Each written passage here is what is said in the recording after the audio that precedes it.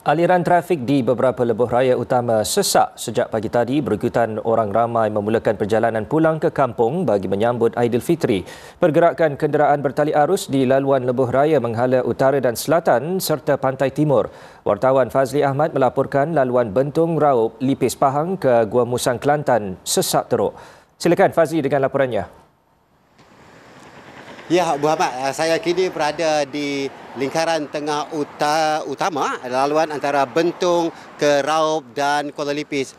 Untuk makluman, kesakan teruk ketika ini sedang berlaku di susur keluar Raup Utara yang tetap tidak jauh daripada sini, di mana kesakan lebih daripada 5 km. Ini kerana susur keluar itu adalah persimpangan terakhir bagi laluan Bentung Raup untuk LTU ini. Selepas laluan itu, pengguna laluan ini untuk ke Gua Musang atau Kota Baru perlu menggunakan jalan persekutuan.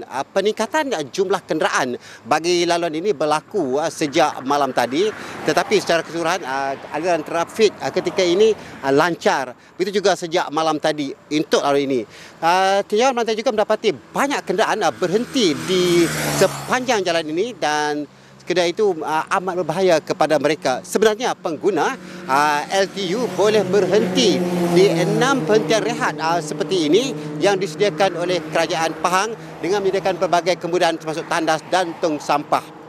Walaupun kemudahan itu berlaku, disediakan agak malang yang tidak dimanfaatkan oleh segelintir warga ibu negara yang mau pulang ke kampung halaman untuk menyambut Hari Raya, di mana tinjauan saya sebentar tadi mendapati masih banyak pengguna-pengguna jalan raya yang membuang sampah di tepi jalan di tepi laluan ini.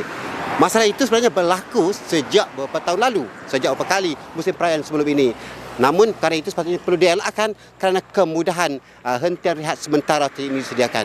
Apapun, berhati-hati jalan raya kerana laluan LTU ini walaupun baru dibina tetapi kualitinya agak kurang memuaskan kerana banyak jalan yang tidak rata. Serta itu saja dari Raup, Muhammad.